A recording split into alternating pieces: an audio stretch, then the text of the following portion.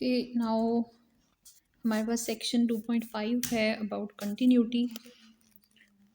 Continuous functions के बारे में हम इस पे पढ़ेंगे कि कॉन्टीन्यूस फंक्शंस क्या होते हैं और किस तरह से आप चेक कर सकते हैं कि कोई गिवन फंक्शन कंटिन्यूस है या नहीं है, वो किस पॉइंट पर या पूरी डोमेन में कंटिन्यूस है या नहीं है। ठीक है, अब कंटिन्यूटी बेसिकली होती क्या है कि अगर एक function through out the domain, जो भी उसकी डोमेन डिफाइन करवाई जाए, उसमें वो एक फ़्लो में जाए, उसका कहीं ब्रेक ना नहीं आना चाहिए बीच में। जैसे आपने पीस वाइज फंक्शंस देखे हैं ना कि उसके बीच में गैप्स आ जाता है, तो उनकी यानी एक फ़्लो में कंटिन्यूटी नहीं होती। ऑल्दो वो भी एक कुछ कंडीशंस के अंडर हम उनको भी कंटिन्यूटी प्रूव करवा देते हैं, लेकिन जो फ़्लो में एक कंटिन्यूटी होती है वो ये है कि आपको ग्राफिकली उसमें एक सीक्वेंस नज़र आनी चाहिए। ठीक है, बीच में ब्रेक्स ना हो, गैप्स ना हो। अब बाय डेफिनेशन कंटिन्यूटी क्या होती है, इसे हम देखते हैं।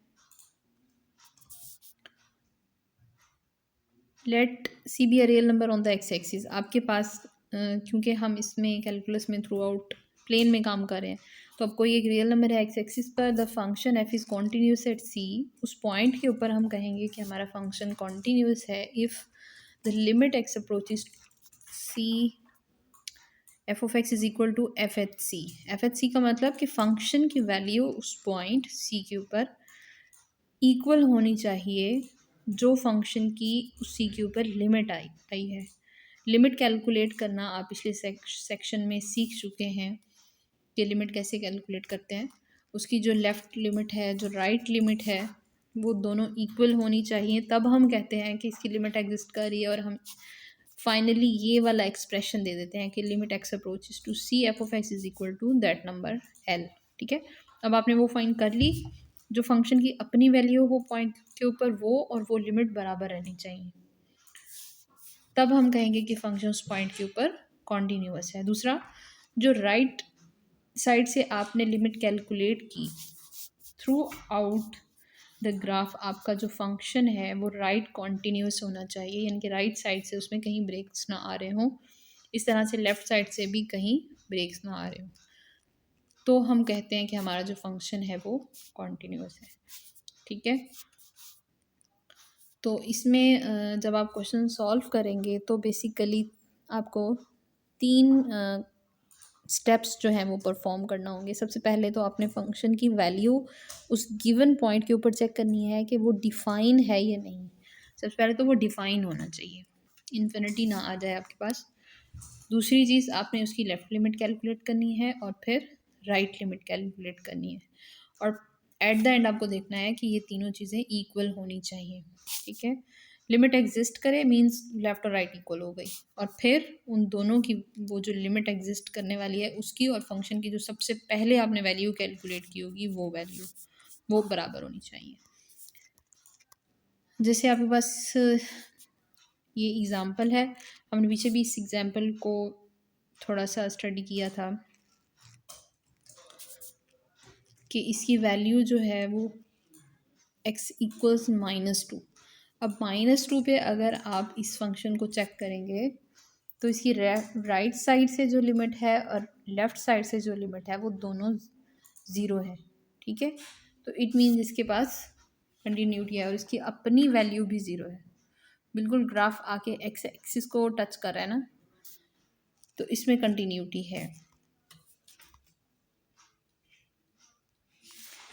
ये आपको एक ब्लॉक दिख रहा है कंटिन्यूटी टेस्ट के नाम से, ये बहुत यूज़फुल रहेगा, इसको स्टडी कर लेते हैं। A function f of x is continuous if and only if it meets the following 3 conditions.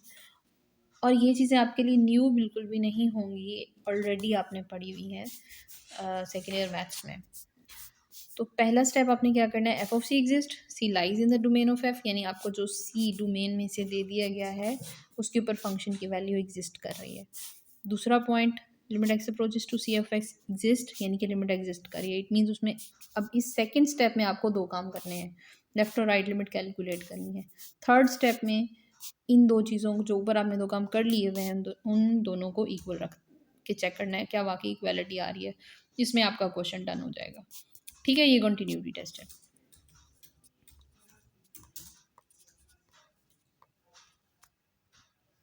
कुछ इंपॉर्टेंट प्रॉपर्टीज़ हैं कॉन्टीन्यूस फंक्शंस के अकॉर्डिंग कि जो हमारे पास अगर फंक्शंस हैं एफ एंड जी, वो आपको गिवन है कि वो किसी एक कॉमन पॉइंट के ऊपर दोनों कॉन्टीन्यूस हैं, तो फिर हम उनके बारे में कुछ प्रेडिक्शंस दे सकते हैं कि अगर आप उन दो फंक्शंस को ऐड कर देंगे तो जो उनका रिजल्टेंट फंक्शन बनेगा वो भी कॉन्टीन्यूस ही रहेगा, या आप उनका डिफरेंस ले लेते हैं तो नया बनने वाला फंक्शन कॉन्टीन्यूस होगा उसी सेम पॉइंट के ऊपर जिस पे आपको कॉन्टीन्यूटी गिवन थी। कांस्टेंट मल्टीपल्स, आप अगर फंक्शन को किसी एक कांस्टेंट से मल्टीप्लाई भी कर देते हैं उसके बाद भी वो उस पॉइंट के ऊपर जो है वो कंटिन्यूस रहेगा, उस पर कोई फ़र्क नहीं पड़ जाएगा। प्रोडक्ट्स, दो कॉन्टीन्यूस फंक्शंस का जो प्रोडक्ट होता है वो भी कॉन्टीन्यूस ही होता है। कोशेंट यानी आप उन दोनों को डिवाइड कर दें। हाँ, ये है कि जी ऑफ सी ज़ीरो नहीं होना चाहिए बिकॉज आपने उसको ओवर में लिखना है और ओवर में ज़ीरो अलाउ नहीं होता। पावर्स, आप फंक्शन की कोई भी पावर ले लें, जैसे आपके पास लिमिट के एग्जिस्टेंस के इस किस्म के हमने प्रॉपर्टीज़ देखी थी वही कॉन्टीन्यूटी के लिए भी आ रही है। यानी अगर कोई फंक्शन कॉन्टीन्यूस है और आप उसकी कोई पावर ले लेते हैं तब भी वो कॉन्टीन्यूस ही रहेगा, लेकिन वो एक पॉजिटिव इंटीजर होना चाहिए उसकी पावर जो है। ये नहीं है कि आप उसका स्क्वायर रूट लगा दें तो भी वो कॉन्टीन्यूस रहेगा, ऐसा नहीं है, वो एक पॉजिटिव इंटीजर होना चाहिए। रूट्स, आप जब रूट लेंगे तो फिर इस चीज़ का ख्याल रखना है कि जो उसकी गिवन डोमेन है उस पर वो डिफाइन रहे, बिकॉज के रूट ले लेने के बाद या कोई भी रूट लेने के बाद उसके अंदर की वैल्यू कुछ फंक्शंस के लिए रिस्ट्रिक्ट हो जाती हैं। जैसे स्क्वायर रूट में नेगेटिव रिस्ट्रिक्शन आ जाती है कि आप नेगेटिव्स नहीं ले सकते हैं, फिर उसके अकॉर्डिंग आपको देखना होगा कि फंक्शन जो है वो डिफाइन भी है या नहीं है, फिर उसके बाद कॉन्टीन्यूटी का सवाल आता है। ठीक है, तो ये 7 प्रॉपर्टीज़ हैं। पोलिनोमियल फंक्शंस जो होते हैं वो सारे के सारे कॉन्टीन्यूअस होते हैं। ठीक है, क्योंकि उनमें कोई ब्रेक नहीं आ रहा होता या उनमें कोई ऐसा अनडिफाइंड की सिचुएशन नहीं होती। जो तो आपको कोई भी अगर पोलिनोमियल फंक्शन दे दिया जाता है तो आप उसे देख के ही बता सकते हैं कि ये कॉन्टीन्यूअस है। पोलिनोमियल की सबसे पहले तो आपको पहचान होनी चाहिए कि पोलिनोमियल होता क्या है। इस तरह से अगर पोलिनोमियल्स आपको गिवन है तो उनका जो रैशनल फंक्शन बनेगा वो भी कॉन्टीन्यूअस होगा, लेकिन आपको ओवर में ज़ीरो का ख्याल रखना है। फिर डोमेन में से उस ज़ीरो को निकाल देंगे, उस पॉइंट को निकाल देंगे जहाँ पे आपका डिनोमिनेटर ज़ीरो हो रहा होगा। ठीक है, ये सारी चीज़ें हमने पढ़ी थी ऑलरेडी।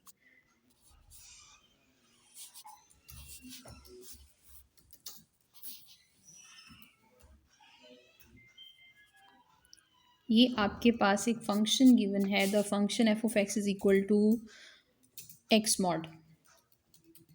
ये एक कॉन्टीन्यूअस फंक्शन है।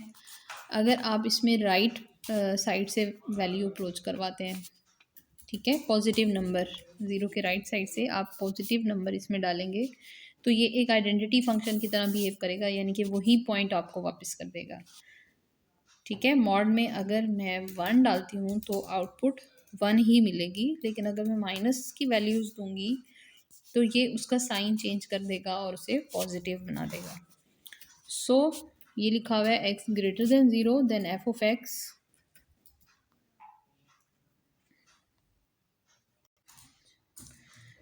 तो आपके पास x ग्रेटर देन ज़ीरो है तो f of x is equal to x है, और अगर x लेस देन ज़ीरो है तो f of x is equal to minus x है। लेकिन अगर आप इसमें ज़ीरो डालते हैं तो ये आंसर ज़ीरो ही करेगा।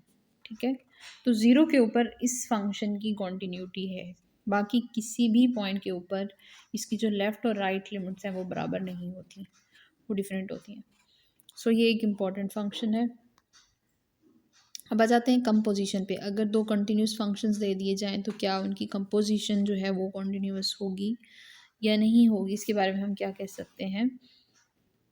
कहते हैं all composites of continuous functions are continuous, यानी कि आपको अगर मैं दो फंक्शंस दे देती हूँ और मैं उनके बारे में इंफॉर्मेशन ये दूँ कि ये कंटिन्यूस हैं, देन उनकी कंपोजिशन के बारे में क्वेश्चन करूँ तो आप बता सकते हैं कि वो भी कॉन्टीन्यूस ही होगी। ठीक है, ये इसका एक चार्ट सा बना हुआ है।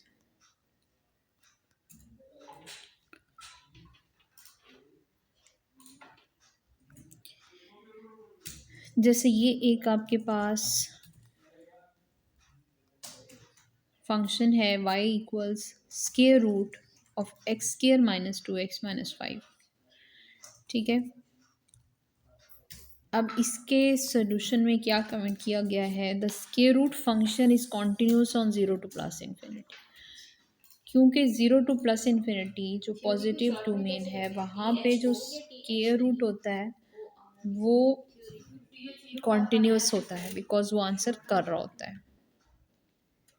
और इस फंक्शन के अंदर एक पोलिनोमियल पड़ा हुआ है जो कि पूरी की पूरी आर के ऊपर कॉन्टिन्यूस होता है, लेकिन इसके ऊपर स्क्वायर रूट होने की वजह से हम इसकी डोमेन को रिस्ट्रिक्ट करते हुए सिर्फ पॉजिटिव साइड पे देखेंगे, तो ये कॉन्टिन्यूस रहेगा नेचुरल डोमेन के ऊपर, ठीक है। इसके बाद आपके पास y equals x raise to power 2/3 over 1 plus x की पावर 4 है। अब आपने नीचे ओवर में वो पॉइंट नहीं डालना जिसके ऊपर ये ज़ीरो हो जाए। अब ऐसा कोई रियल नंबर नहीं है जिसके ऊपर 1 प्लस एक्स की पावर 4 ज़ीरो हो सके, तो हर पॉइंट के ऊपर हमारे हमारे पास ये फंक्शन कोई ना कोई वैल्यू देगा। इसके सोल्यूशन क्या लिखा हुआ है, द न्यूमिरेटर यानी कि जो ऊपर की वैल्यू है एक्स की power 2/3 is the cube root of the identity function squared, यानी कि इसका स्क्वेयर लेकर क्यूब रूट लिया गया है। और जो डिनोमिनेटर में है, क्योंकि ये एक्स की पावर 2/3 एक कंटिन्यूस फंक्शन है, इसी तरह से डिनोमिनेटर में जो फंक्शन पड़ा हुआ है वो एक पोलिनोमियल है और पोलिनोमियल भी कंटिन्यूस होता है।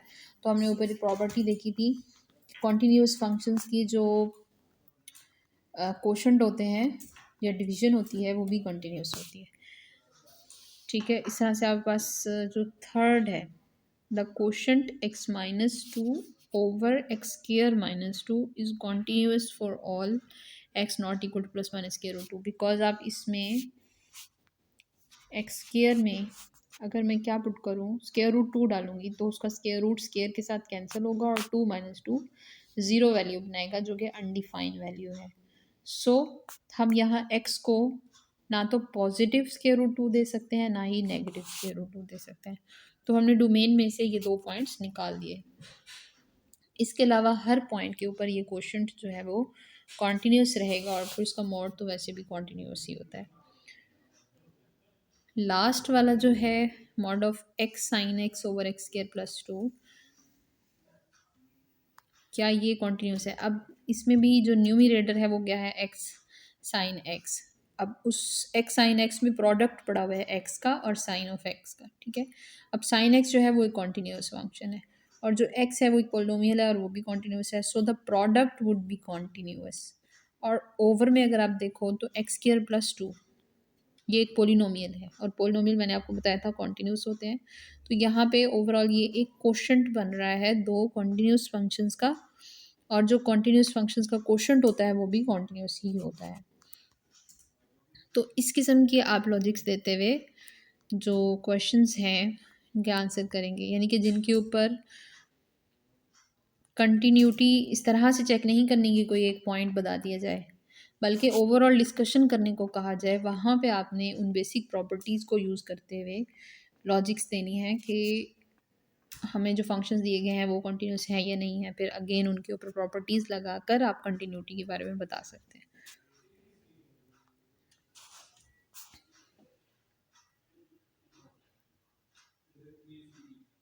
लिमिट ऑफ कॉन्टीन्यूस फंक्शन, अब कॉन्टीन्यूस फंक्शंस की भी लिमिट कैलकुलेट करने के बारे में एक थ्योरम है। If g is continuous at the point b and limit x approaches to c f of x equals b, यानी कि आपके पास एक फंक्शन जी ऐसा है जो बी के ऊपर कॉन्टीन्यूस है और किसी और फंक्शन की लिमिट वो पॉइंट बी बन रहा है, तो limit x approaches to c g of x. अब आपने कंपोजिशन ले ली जी की एफ के साथ, तो क्योंकि जी जो था वो बी के ऊपर कंटिन्यूस था और एफ की जो लिमिटिंग वैल्यू है वो बी है, तो जो जी ऑफ बी आएगा आंसर में वो कंटिन्यूस होगा। इसका प्रूफ नहीं करना है।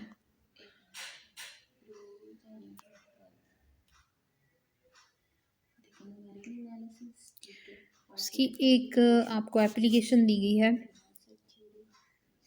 अबव थ्योरम 10 की।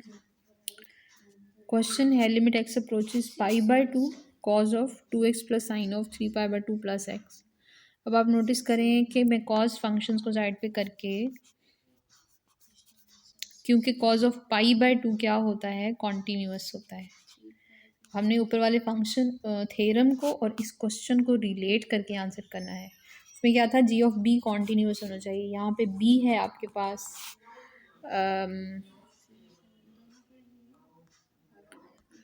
जो फंक्शन की लिमिटिंग वैल्यू आती है वो बी है ना।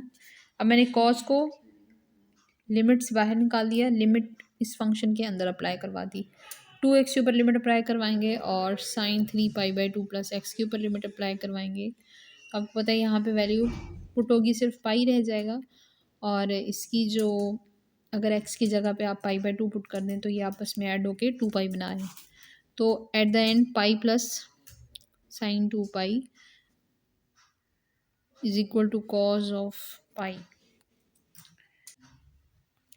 क्योंकि साइन 2π पे 0 हो जाएगा और ये चीज़ वैनिश हो जाएगी, आपके पास सिर्फ कॉज ऑफ पाई रह जाएगा, दैट इज़ -1। इस तरह हमने साइन इनवर्स बाहर निकाल दिया, लिमिट अंदर ले गए हैं, इसको सॉल्व करके इसके ऊपर साइन इनवर्स अप्लाई करवाएंगे, π/6 आ जाएगा। फिर यहाँ पे हम क्या कर रहे हैं, लिमिट हमने सेपरेट आउट कर दी दो अलग अलग फंक्शंस के साथ, और फिर इसकी लिमिट अलग से कैलकुलेट कर ली, इसकी अलग से कैलकुलेट कर ली। तो ये जो 3 क्वेश्चंस हैं इस एग्जाम्पल के अंदर, ये अहम है, आपने इनको देखना है।